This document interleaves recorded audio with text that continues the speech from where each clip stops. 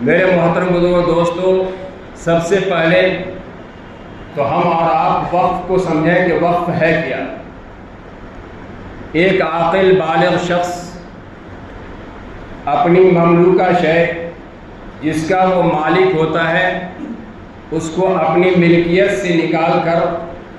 اللہ کی ملکیت میں اس طور پر دے دیتا ہے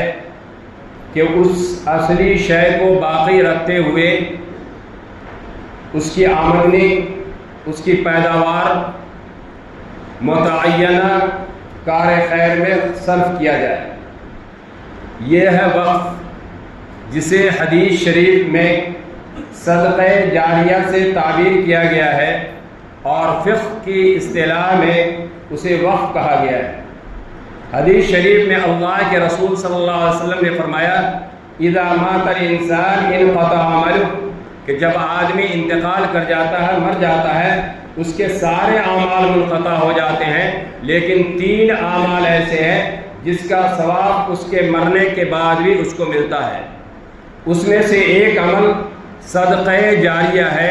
جسے وقف کہا جاتا ہے، کہ آدمی اپنی جائیداد، اپنا مال اس نیت سے وقف کرتا ہے کہ اللہ کی رضامندی، اللہ کی خوشنودی ہمیں حاصل ہو، اور اس جائیداد کی منفعت فلاں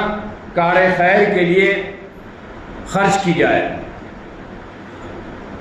تو اس کو صدقہ جاریہ کہتے ہیں۔ جب تک وہ چیز قائم رہتی ہے اس وقت تک جس نے اس کو وقف کیا ہے، صدقہ کیا ہے، اس کو اس کا ثواب ملتا رہتا ہے۔ یعنی وہ آدمی زندہ رہے یا نہ رہے،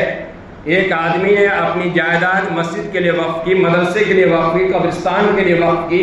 وہ آدمی اس دنیا سے چلا جاتا ہے، اس کا انتقال ہو جاتا ہے، لیکن جب تک وہ مسجد قائم ہے، جب تک وہ مدرسے قائم ہے، جب تک قبرستان ہے، اس وقت تک اس کو اس کا ثواب ملتا رہتا ہے۔